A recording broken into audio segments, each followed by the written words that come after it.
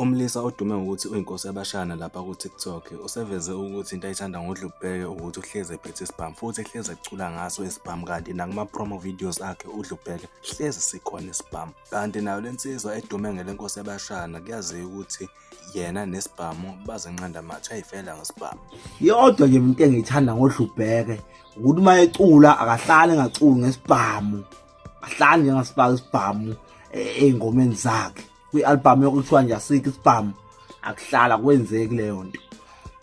Uphinde futhi okwesibili kube ukuthi ibhamu uyayibona live kulokhuzana kulo kwi-promo lapha.